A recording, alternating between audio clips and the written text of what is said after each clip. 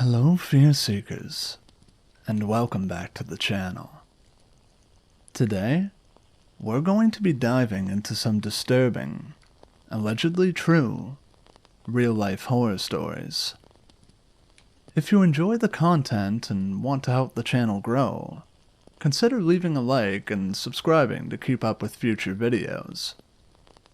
Now without further ado, sit back, put any idea of sleep away, and get ready to ferment your fears.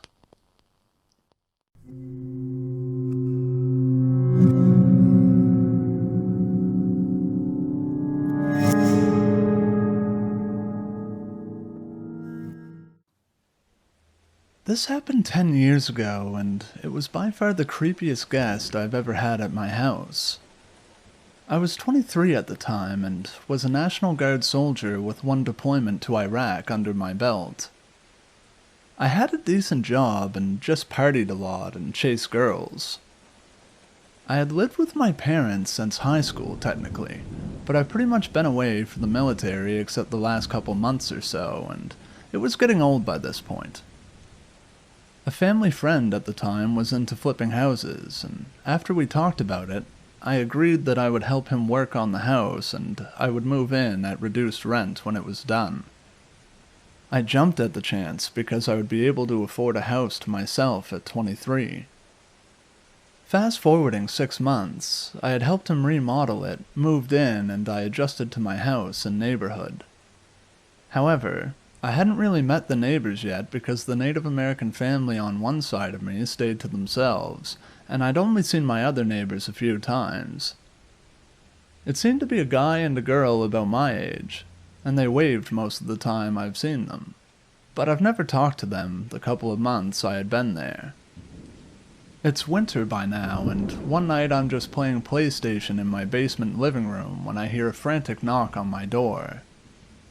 I had not expected anybody, so I was instantly on alert. I went to the window halfway up the stairs and peeked through the corner of the window and see it's a female as her blonde hair glowed in the streetlight outside. This made me drop my guard a little, seeing that even though it was a crappy neighborhood, if anybody was going to start anything, it would more than likely be one of the gangbanger wannabes that lived down the corner from my house. Plus I was a soldier, and it was in my nature to help people. So I answered the frantic knocking, and it's the girl from next door. We'll call her Angie.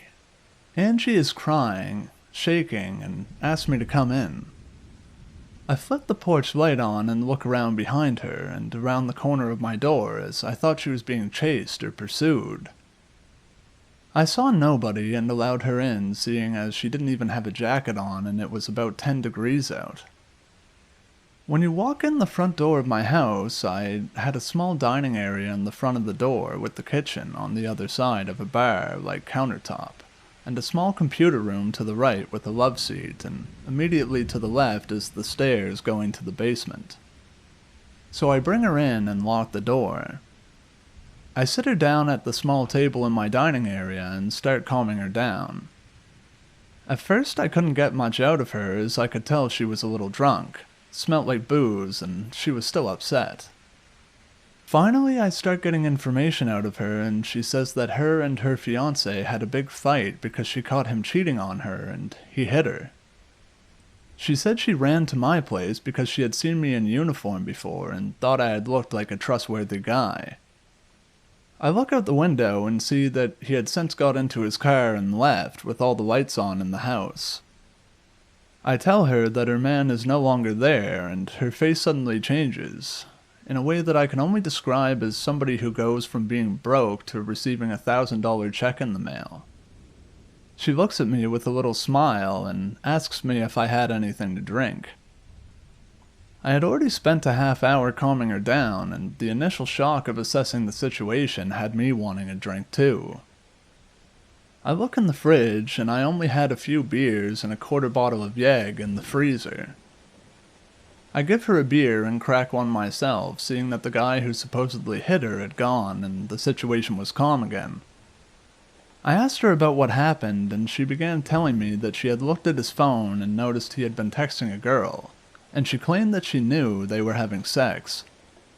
She said she kicked open the door to the room he was in and confronted him, but he hit her in the side of the head.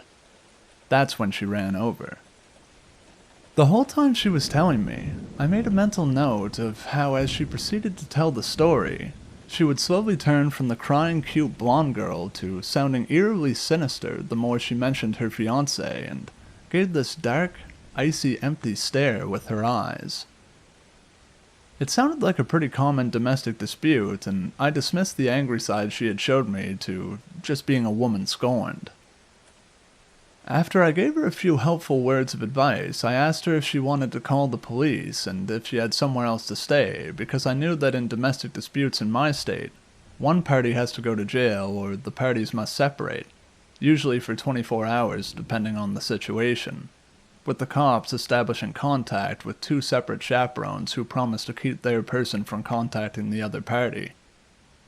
She says that she doesn't want to call the cops because she doesn't like cops, and her man was most likely on his way to screw his whore for the night anyway. Her words, not mine. She also said she really had nowhere she could stay. At this point, she just says she would like to stay a while and enjoy some drinks with me. Being that I was a testosterone-fueled young man at the time with a cute 5'3" blonde girl batting her eyelashes at me, I agreed and thought that I've had worse situations in my life than entertaining a pretty girl that had a really bad night. So we drank a couple of beers, all the while talking about common get-to-know-you chit-chat. Only, I noticed that she agreed with my opinions and taste of music and movies, no matter what I said, which started raising a red flag. Eventually, the beer ran out and she suggested we drink the egg. I was hesitant at first because she was a little tipsy already and was full of emotions, but I eventually caved because I liked the egg and I kind of felt good about myself for helping her out.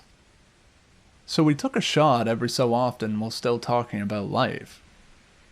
Only, every time I would mention her fiancé or something reminded her of him, I could tell she would get agitated, so I started staying clear of talking about him. I also started getting more concerned in that this chick could drink, man. I mean, I'm a soldier who comes from a long line of drunks, but this chick would take shots like she was drinking Kool-Aid. She drank way faster than me, and the more booze hit her, the more erratic her moods became.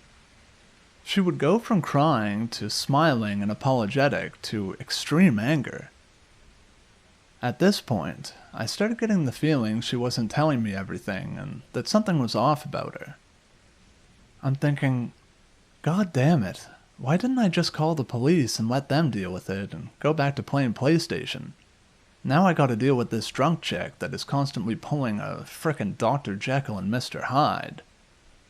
Then, like someone flipped a switch in her, she looks up at me and gives me that look in her eye and tells me that she thinks I'm very sexy. Totally blindsided by this, I just say, well, thank you. You're very cute too.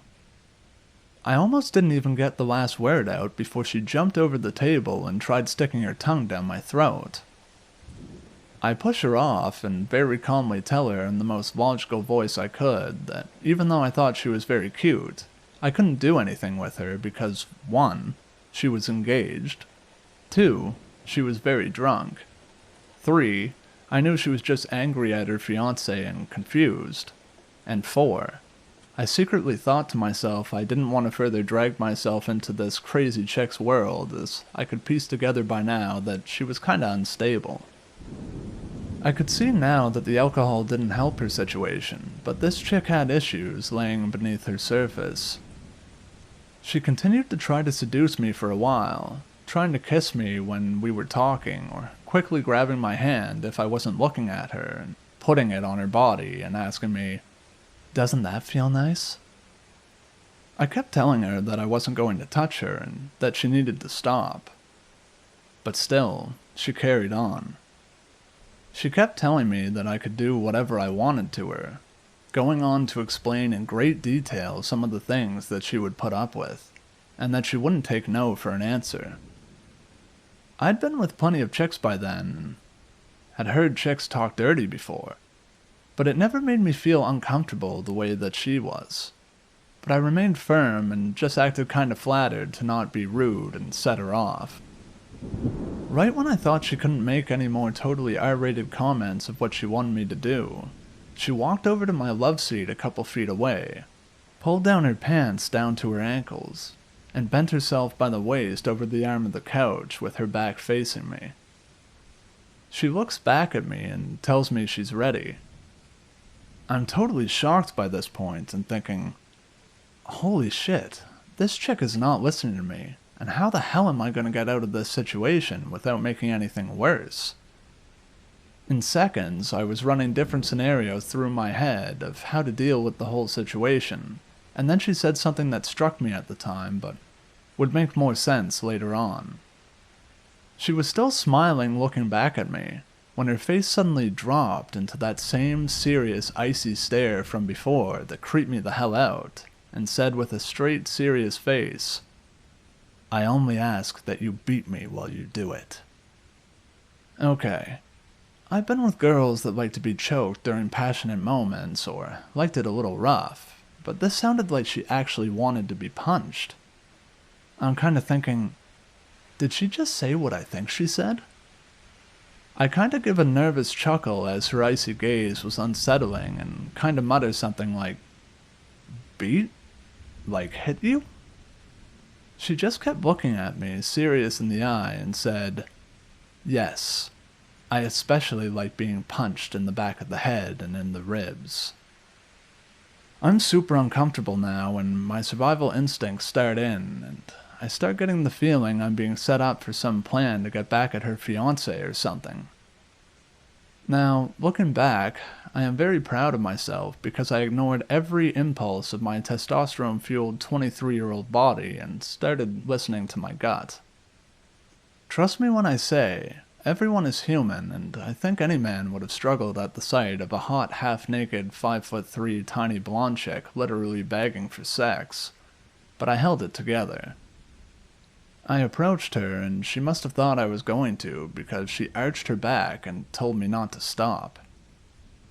However, I grabbed her by the shoulders and lifted her up till she was standing, and told her to put her pants back on.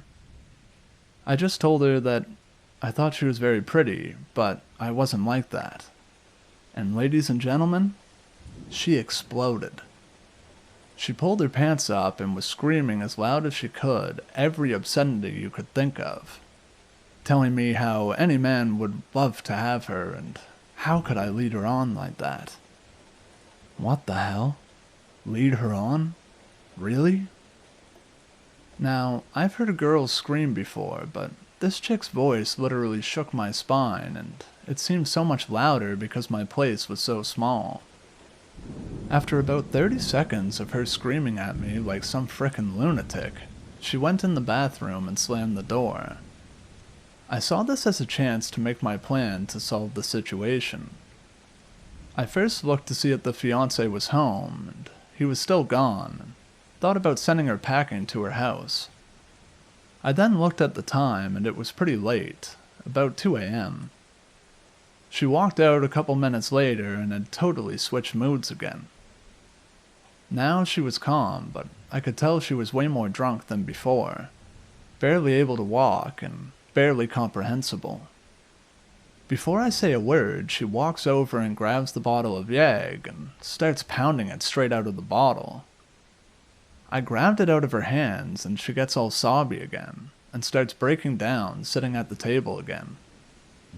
I offered to take her home, but she insisted that her man would come home and start more trouble. I say, "Well, look, it's getting late and I have to work tomorrow," which was a lie. Listening to my gut and still having a heart, I tell her that she can pass out in my bed and I'll sleep on the couch. This way, I'm not sending a wasted girl with no coat in the cold. I'm keeping her separate from her fiancé for the night as the police would do, and she could sleep it off and figure her stuff out in the morning.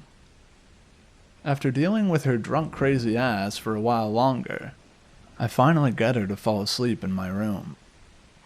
Now exhausted by this point and thinking it's all over until morning, I sit in my recliner in the living room next to my bedroom and watch TV until I finally doze off. I was sound asleep when I was awoken by a god-awful scream from the bedroom.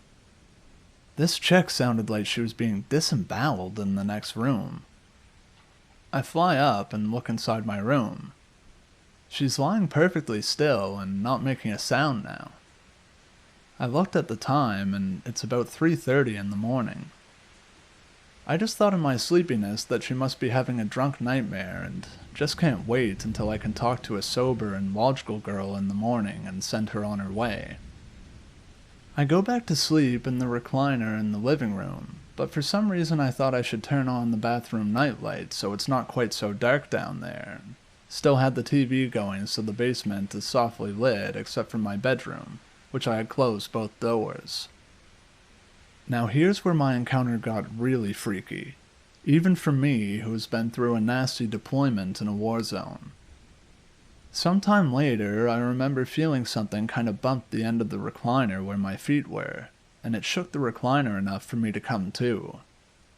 When I opened my eyes, I could see that the nightlight in the bathroom was off, and so was my TV. The only thing barely lighting the room was the tiny blue light on my PlayStation. I could make out a figure standing in front of me down by my feet, breathing heavily, for I could make out the rise and fall of the shoulders.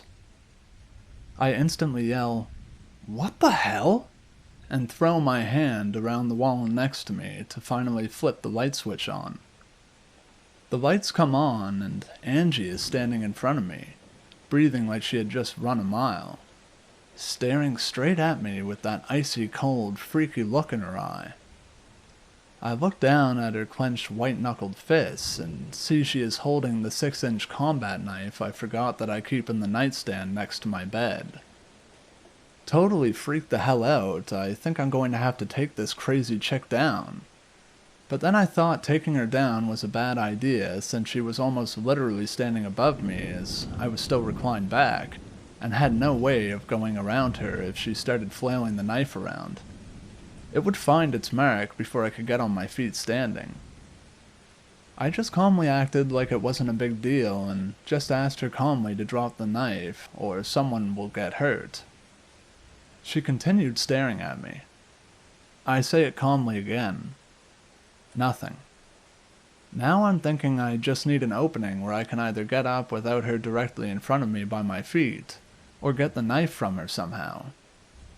She then points the knife at my chest with the tip about 6 inches away, and tells me in this possessed monotone, "You should have just had sex with me."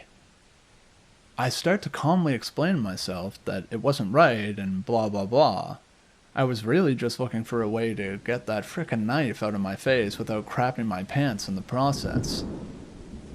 However, I was scared and soon that fear suddenly changed to anger. And I think that since the nice guy approach didn't work on her anymore, screw it. I yell, "Get that knife out of my face now before you really piss me off." I was still scared stiff, but it worked. She lowered the knife, kinda stepping back, and stumbled on one of my shoes behind her, dropping the knife. I quickly slammed the recliner footrest down and managed to kick the knife under the recliner. I grabbed her by the shoulders and yelled in her face, "What the hell are you doing?" She mumbled something about how I was a pig for not giving her what she wanted. I was about to kick her out, but then I realized it was freezing and she couldn't even stand or speak. Hell, she'll freeze to death. At this point, adrenaline is still pumping and I'm pissed the hell off about waking up with a knife pointed at me in the dark. So I wanted her around in the morning so I can tell this crazy chick what she did when she's sober. I tell her to get the hell back in my room and sleep it off. She actually complies and stumbles back in the room, and then silence. I take the knife and go upstairs, shutting the door at the bottom of the stairs. I had this small gate that was left at the house by previous tenants, and I put it up at the top of the stairs in a way that would be extremely difficult for a person to take down in the dark, and it was impossible to step over. I figured I had enough barriers between me and the psycho downstairs, and had the knife, so I rest my eyes on the love seat upstairs. I woke a few times more that night with her giving out that horrible scream right below me in the basement, but that was it. Come morning, I wake up at about 9 a.m. and suddenly remembered what happened the night before. I take down the gate, step downstairs and into my room, and she's asleep. I rap on the door next to me and she slowly starts to get up. I immediately start in on her. "Do you have any idea what the hell you did last night?" And I kid you not, folks, this is what she said. "What time does the liquor store open? Will you give me a ride to the liquor store?" At this point, my anger lowers a bit, as I have a big heart and I realize that this chick needs serious help. I tell her hell no I won't and that she needs to leave. She gets up, hardly showing me any attention at all, as if I wasn't there. She walks past me and walks upstairs, stops at the door and turns to me as I'm standing halfway up the stairs and says, "It's cold out. I could use a ride to the liquor store. I'll do whatever you want if you take me to the liquor store." I'm so done with this chick and say hell no. Just leave. I watched her as she walked down to the end of the driveway, and instead of going left back to her house, she turns right and starts walking in the cold with no coat. I thought about her freezing in the cold, but I was just so happy that it was over and hoping that she would never come back. A day later, I get another knock on my door. My heart sank, but I noticed it was a guy. I answered the door and it was her fiancé. At first I'm thinking, great, her fiancé probably thinks I nailed this future wife and I'll have more trouble on my hands because of her. But he was very nice, well spoken, and asked me to talk for a while. I agreed and we both sat at the same table where all of this started. At first he apologized for Angie for coming over here. Then the stuff he started telling me gave me chills. It turns out my gut was 100% correct. He told me that she had very serious mental illnesses and has been hospitalized many times for hurting herself or others. I asked him what happened, and he said that he goes to college, and when any girl from his college or female professors text or call him, she automatically thinks he's cheating on her. He said last night she kicked in his door when he was in the bathroom and cut his arm with a knife after his professor had texted him. He then ran out the door. I asked him where he went last night and he showed me his hospital bracelet and the freshly stitched cut on his arm. He then started asking me questions like he watched the whole thing on TV. He asks, "Did she get violent with you?" I told him about the knife incident and he shook his head. I asked him if she had ever attacked him before. I swear, this guy took his coat off and proceeded to show me scars of stab wounds and cuts all over his torso, back, and not including the fresh one on his arm. Okay, I could have been goddamn stabbed last night in my sleep? What the hell, right? Then he asks if she tried to have sex with me. I'm shocked by this because he was calm and almost knew everything that happened but wasn't surprised or upset at all. I say yes, she tried very hard, but I wasn't having it. He then told me I was a smart and good man, as she also has done this trick with other men. She would seduce men into having rough sex with her only to blackmail the men with the threat of calling the police on them for assault, unless they gave her what she wanted. Or she would call the police and claim assault with the sole purpose of getting attention. Hence why she wanted me to beat on her. Thank you so much, Gut. You saved my ass. I spoke with her fiancé for a while longer. It's obvious the guy has been through hell for this girl, and I just couldn't fathom a nice guy like him sticking around with her. But that's his business, I guess.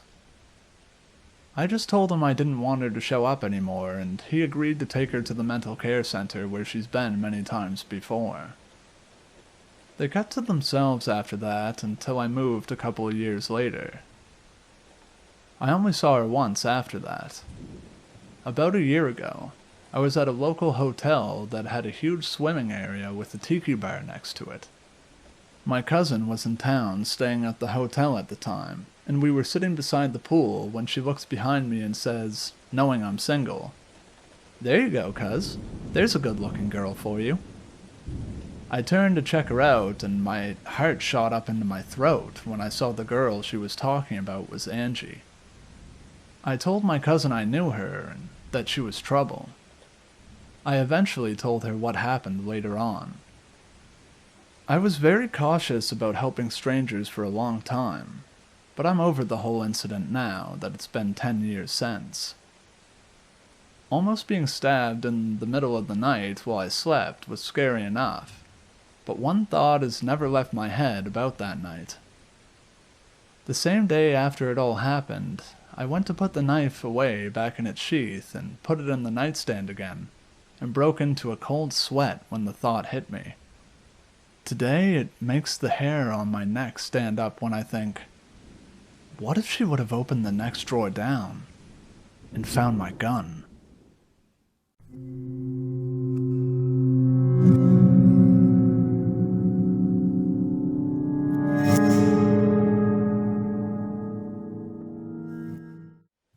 The scariest thing that ever happened to me came from the person closest to me. My ex-husband and I were both only 19 when we married. When we first met, everything was glorious.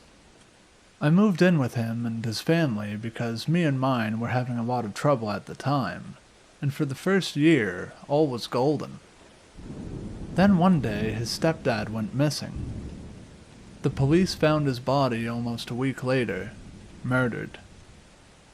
The tragedy tore through the three of them, Nikki, his mother and sister, with an intensity similar to a massive hurricane. If Nikki's biological father had been present, that might have been one thing. But that piece of human excrement was not just absent, but only made the occasional appearance to steal one of the kids' social security checks from the mail on arrival, and that was usually when he knew no one would be home. When Fiona married Dave, he became their father, the only father they had. He became their true family. After the homicide, Nikki's whole personality shifted toward darkness. He would rant and rave like a man possessed and become violent if I didn't do everything he told me to do, no matter what it was. To this day, I have scars from a physical altercation with his sister on being commanded to attack her and having no choice but to do so, for example. The scars make me who I am now, a survivor, but I wouldn't wish what I went through on anyone. Being terrified for your life every single day and never knowing if any given moment could lead to your last is exhausting and traumatizing to say the least. One day we got into it so badly that I told him I wanted a divorce. He kicked me out of my own car at my parents' house and tore out of the driveway, spraying gravel everywhere and leaving puffs of dust floating up toward the sky. I was utterly distraught by the entire situation at that point, completely at my wit's end. Yet for some reason, I still loved him, still wanted to make things work out and for us to stay together. So when he called and begged for the chance to just talk things over, of course I agreed and went outside to anxiously wait for him to return and pick me up. I expected him to have calmed down by the time he arrived. At least that was what his tone had suggested over the phone. But when I got in the car, the whole vibe felt off. Chaotic. The tension was almost physically too much to handle. We rode in silence for about 5 minutes before he shot me a quick glare, then returned his attention to the road. His dark eyes drilled right through me, their anger giving off a certain glint like that of coal. You know you're my wife, right? He asked in a syrupy, sickly sweet voice. That means you belong to me. I didn't really know how to respond, so I said nothing. My mind turned 1,000 miles an hour deciphering what he was telling me, though. His level of possessiveness over me had steadily increased in the past 6 months or so after Dave's death, as if he were terrified of me disappearing along with the glue that had held his tiny little broken family together. My subconscious screamed at me that the whole thing had been a ruse, a trick to lure me back into the car. I looked down at my hands in my lap, wringing them together until my knuckles turned red. I thought you wanted to fix things, I said. He smirked and my gut went cold, my worst fears confirmed in that twisted, psychotic expression of his. What do you think this is? He replied. It feels like a trick, I told him. He pursed his lips together, his grip tightening on the steering wheel. His shoulders tensed and his expression grew more malevolent than ever. That's because it was a trick, he murmured. If I can't have you, no one can. Until the moment he said the words aloud, I always thought of that expression as one of those you only ever hear or read in fiction. It never occurred to me that there was a reason it existed. Someone, or many others most likely, who had heard the phrase and felt the sheer horror that accompanied its implication. In the course of our relationship, I had endured punches, kicks, assaults, 2 total cars, and multiple death threats. A couple of weeks after this incident, I finally managed to get away from him for good. I stayed the night at a friend's house after getting what little things I needed. She lived not far from his grandparents, but I didn't really think anything of it, because the neighborhood is one of those upscale, quiet, safe kind of suburbs. We partied most of the night. She went upstairs to sleep around 1 and left me on the couch in the living room watching TV, willing myself to pass out. About an hour later, around 2 a.m., I felt like someone was watching me. I looked over at the sliding doors to my left that led out into the backyard. There he was. He was standing outside in the dark, in the rain, watching me and crying with his fists clenched.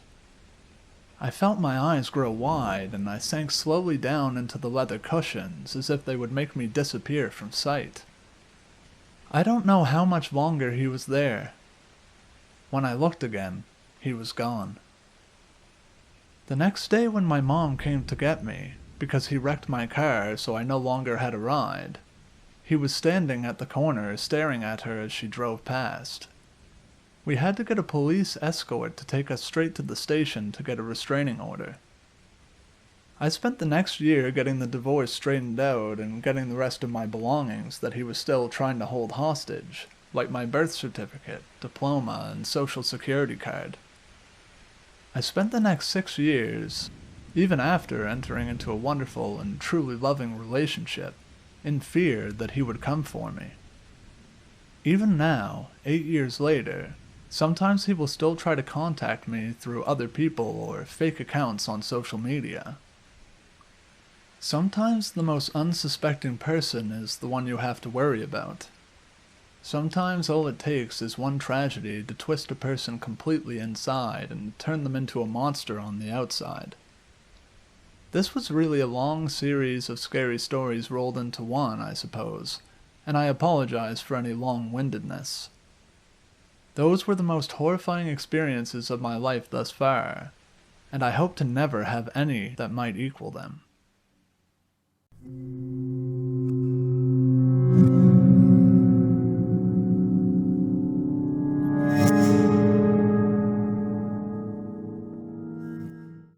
A few years back, I had this really creepy experience with an older coworker of mine that still kinda shakes me to this day. It happened at this place that I'd been working at for a couple of years at that point. The place was a small factory of sorts, with only less than a handful of employees, including myself. One day, though, My boss introduced us to this new, older guy that he'd brought in to start working in the other, newer side of the factory. You see, the factory where he worked had two different sides to it. One side for beeswax and one side for wood production. My boss had brought him in because they went to church together and the wood production on the other side had a religious significance. The new, older coworker worked there with us for about 1 month before he approached me one day and introduced himself to me. He seemed like a nice guy and even came back to give me a Hershey kiss not so long after that. A couple months later, I got asked by our boss if I could go pick up my new, older coworker, probably because his car was broken down or something. I agreed to it. So my boss asked me if it was okay to get the coworker my phone number so that we could coordinate via text. I said it was fine and went on my way. I brought him back to the factory with no problems. Soon after that, though, I started to get random and sporadic texts from him late at night. At first, the texts were just about us maybe hanging out soon, while simultaneously apologizing to me because he knew he was much older than I. But then the texts started to get pretty pervy, and they would be as long as a mini book. The texts were just long, misspelled, random pervy compilations. I tried to just ignore the texts, but that only made them start coming more frequently. In the midst of all this one day, my roommates were scrounging for a ride to a casino only a few miles from our house. I gave them a few dollars for a ride and they said they'd find their own ride back. So imagine my surprise when they returned only a couple hours later with their own ride, all right. Their ride was my creepy coworker. Not only was I creeped the hell out that this pervy jerk now knew where I lived, but I also didn't know how he came to give my roommates that ride. Was it just sheer coincidence? Or something more? A few days after that, I went to visit a friend at his apartment that was located on our main street running through our small, historic downtown area. When I came downstairs from his apartment, as he was located on the second floor, I made my usual turn, walking on the sidewalk in front of all the main street shops. As I walked past one of the shops that was maybe 2 doors down from my friend's apartment, I thought I saw something out of the corner of my eye. But it couldn't be. Could it? To my great dismay, it was him, my creepy-ass older coworker standing in the doorway of one of the shops and smiling creepily at me from under a black top hat. A couple of weeks after that little incident, I noticed him again as I left my friend's apartment. He was just standing on the sidewalk with that same creepy grin plastered on his gaunt face. Since I had already informed my friend after the last incident, I simply texted him real quick to let him know the creep was back. I got into my car and left after sending the text, so I didn't find out until later that the creepy coworker was gone by the time my friend got downstairs to the sidewalk. At that point, though, the texts were still coming even faster than before. He was even threatening to come by my house if I didn't respond. Long, provocative texts dictating what he'd like to have happen between us if he did just happen to show up at my house. When I would see him during the day at work, though, he would act as though everything were normal, giving no hint of his nighttime persona. After seeing him yet again as I left my friend's apartment, I just so happened to overhear a couple coworkers of mine standing around discussing how weird our new, older coworker was. Right then, I stepped in and joined the convo, finally showing one of my other coworkers the text messages that the creep had been sending me. I had been working with that particular coworker for a few years, but I didn't know him too well. He was one of those people who came off as kinda grumpy and distant. Still, I told him and my other coworker not to say anything. They both nodded in agreement, and we went our separate ways to finish up for the day. When I came into work the next day, though, my boss immediately called me into his office. My boss told me that he'd been informed of the situation in the texts and he wanted to see my phone to read them. I told my boss that I didn't really want to get anyone in trouble, but he said that was besides the point and that my situation needed to be addressed. My boss also stated that my older coworker had no right or reason to be texting me and talking to me the way he was talking to me. The boss must have had a pretty good talk with him because all the crap stopped from the older coworker after that. The other grumpy coworker of mine apologized to me for saying something to the boss, but I completely understood and I was actually pretty grateful to him for that. I should have been the one to take the initiative to talk to the boss about it, but I was just too chicken. Fortunately, though, that situation seemed to work out for all involved, because life went on as usual and everyone involved acted as though nothing had ever happened. Well, I can't really say that because that situation actually caused the grumpy coworker and I to talk more and we actually started dating. We were together for about 3 years and then we got married. So creepy old coworker, let's not ever meet again, or I think my husband will certainly have something to say about it.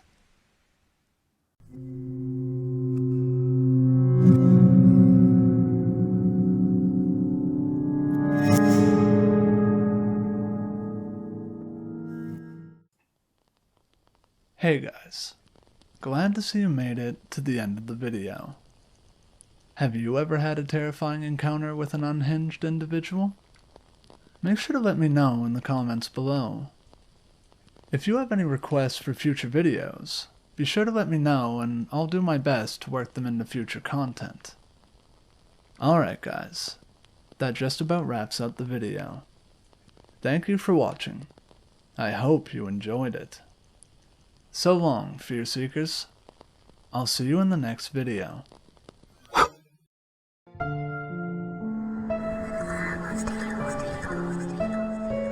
She's not dead.